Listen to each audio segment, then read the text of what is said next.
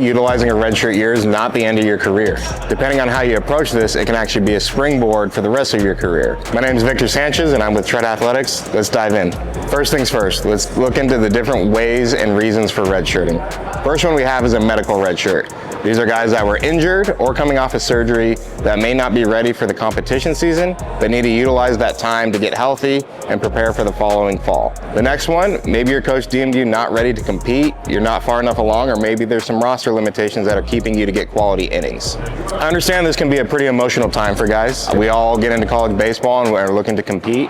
With that being taken away, we need to get to the next process and identifying what exactly we need to do to provide value in the future for the program and for yourself and ultimately for your career.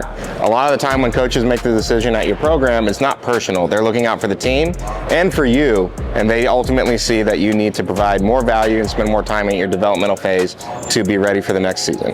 Understanding and getting information from your coaching staff on what route you need to take and what the purpose of your redshirt is going to be step one in figuring out the path we need to take during this time frame. It's important to approach this as a free year to focus on yourself and your development. You're still going to be involved in the environment and the experience of the season, but ultimately your focus is on getting better to help the team perform in the future. The next step in this process is establishing your window. Getting information from your coach exactly of when your timeline starts and ends, whether you need to be ready for summer ball or the following fall, is important information to help set your trajectory during this time frame of development. This is a great example of where Tread fits in the process. Whether you're coming back from a medical redshirt and need a rehab, whether your lowest hanging fruit is maybe strength or the delivery or pitch design, velocity, whatever it may be, we can provide those sources for you and resources to help expedite that process so you're ready for the next season. A great example of this is one of my athletes, Aubrey Smith. He's a right-handed pitcher at UNC Wilmington. He utilized a redshirt year in 2023. We identified one of the things he needed to focus on was his overall performance. Okay, that included pitch design, that did include velocity, and that did include cleaning up the delivery.